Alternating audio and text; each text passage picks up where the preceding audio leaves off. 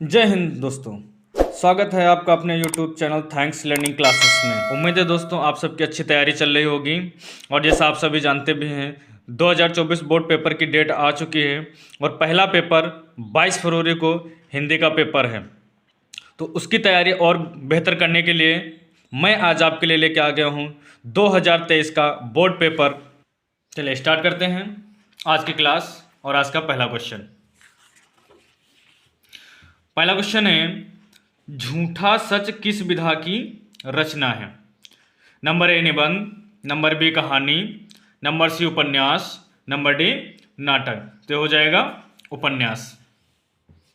अगला क्वेश्चन है, अनंत आकाश के रचनाकार हैं डॉक्टर धर्मवीर भारती, जयप्रकाश भारती, सी है जयशंकर प्रसाद, डी है यशपाल।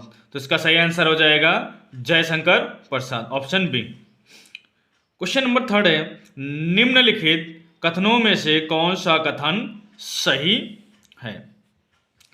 ए है गुनाहों के देवता के रचनाकार मुंशी प्रेमचंद हैं, बी है भारतेंदु हरिश्चंद्र आलोचना साहित्य के जनक माने जाते हैं, सी है गेहूं और गुलाब निबंध के लेखक रामब्रश बेनीपुरी हैं, डी है रशिया तू ना गई मेरे मन से निबंध के लेखक जयप्रकाश भारती। तो इसमें सही आंसर हो जाएगा गेहूं और गुलाब निबंध के लेखक रामब्रश बेनीपुरी हैं। इसका ऑप्शन सी सही हो जाएगा।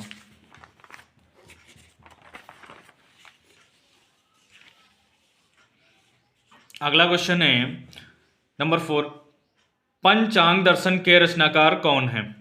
Number A Mathuranath Shukla, number B Lallulal, number C Sadal Mishra, number D Inshallah Khan. तो इसका पहला आंसर सही हो जाएगा मथुरानाथ शुक्ल। उसके बाद है नंबर 5 क्वेश्चन है, सारंगधर रचनाकार हैं। सारंगधर रचनाकार हैं number A Parmal Raso, number B Hammir Raso, number C Khumad Raso, number D Bisaldev Raso. तो इसका सही आंसर हो जाएगा हमीर रासो। अगला क्वेश्चन है नंबर 6, छायावाद युग की प्रमुख प्रवृत्तियां कौन सी हैं?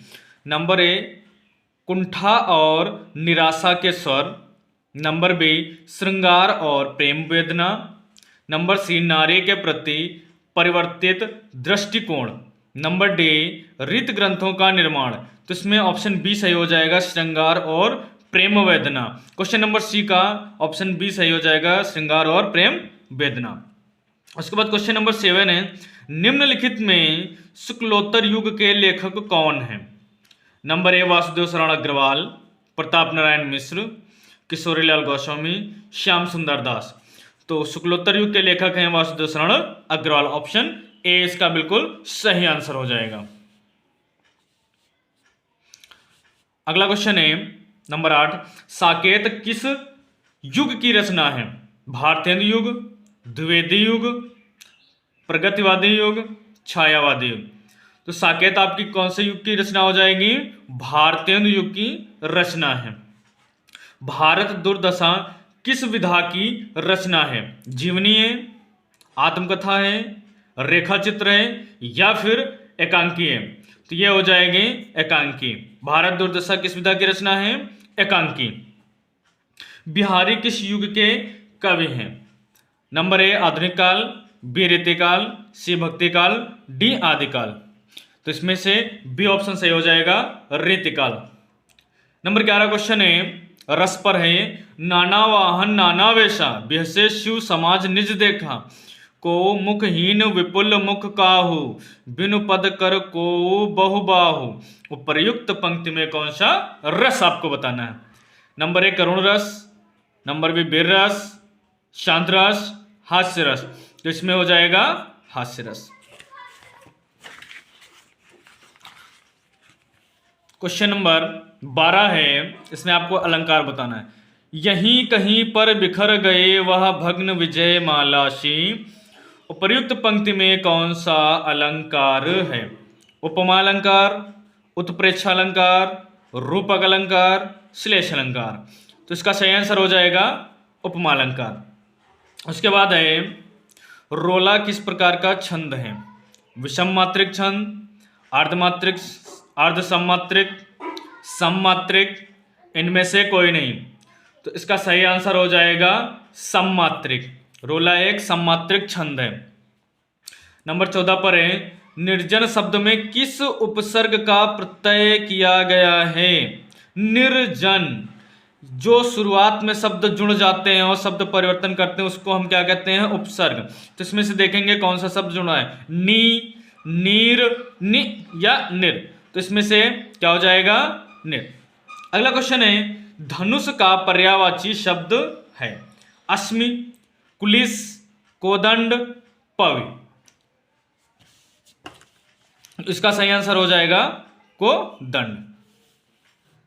उसके बाद नेक्स्ट क्वेश्चन है, भलाई शब्द में कौन सा प्रत्यय है? बड़ी ई, आई, आई या फिर आई। तो इसमें सही आंसर इसका हो जाएगा आई, भलाई। जो शब्द के अंत में जुड़कर शब्द परिवर्तन कर देते हैं उसको हम प्रत्यय कहते हैं। षड दर्शन में कौन सा समास है? इसमें बताना है आपको तत्पुरुष समास, कर्मधारय समास, द्विगु समास, द्वंद्व समास। तो इसमें समास हो जाएगा आपका द्विगु समास, क्योंकि षड दर्शन, इससे संख्या पता चल रही है, यानी संख्यावाची है पहला शब्द, इसीलिए क्या हो जाएगा? द्विगु समास। अगला है, मति भी शब्द का विभक्ति एवं वचन है? पंचमी विभक्ति एक वचन, षष्ठी विभक्ति द्विवचन, तृतीया विभक्ति बहुवचन, द्वितीया विभक्ति बहुवचन। इसका सही आंसर हो जाएगा तृतीया विभक्ति बहुवचन। अगला क्वेश्चन है 19 नंबर पर, हर्यत्र शब्द का संधि विच्छेद है? तो इसका सही आंसर हो जाएगा हरि प्लस अत्र, हरि प्लस अत्र। पठिष्यत धातु का पुरुष एवं वचन है, तो इसका हो जाएगा मध्यम पुरुष बहुवचन, मध्यम पुरुष बहुवचन। तो ये 20 बहुविकल्पी प्रश्न है और वेरी इंपॉर्टेंट क्वेश्चन है। इसी टाइप से 2024 में भी 20 क्वेश्चन आपको मिलेंगे, तो इनको जरूर से तैयार करिए। और आगे का भी पेपर देखते हैं कैसे क्या क्या क्वेश्चन पूछे जाते हैं। जैसे खंड बा में देख सकते हैं, वर्णात्मक प्रश्न पे है। इसमें निम्नलिखित गद्यांश पर आधारित 3 प्रश्नों के उत्तर देने हैं।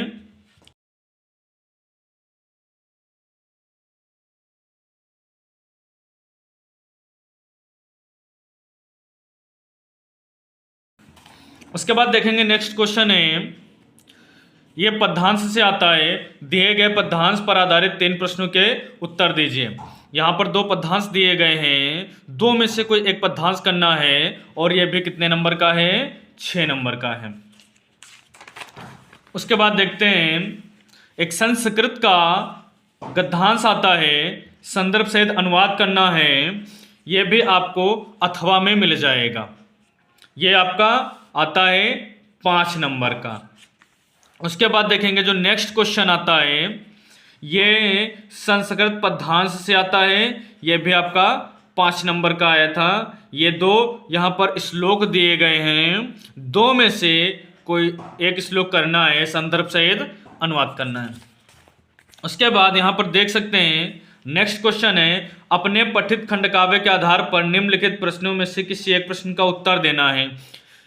ये खंडकाव्य हैं, हर जिले में अलग अलग खंडकाव्य होता है, तो आप देख लीजिएगा आपके जिले में कौन सा खंडकाव्य चलता है, उसको अच्छे से तैयार करिएगा।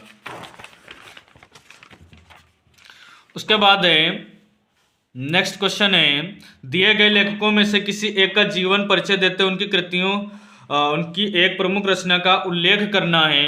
जिसमें देखिए आचार्य रामचंद्र शुक्ल हैं, भगवत शरण उपाध्याय हैं, डॉक्टर राजेंद्र प्रसाद हैं। ये 2023 के पेपर में आए हुए हैं। ये भी क्या है? 5 नंबर का, 3 नंबर की रचना और 3 नंबर का जीवन परिचय और 2 नंबर की रचनाएं आती हैं।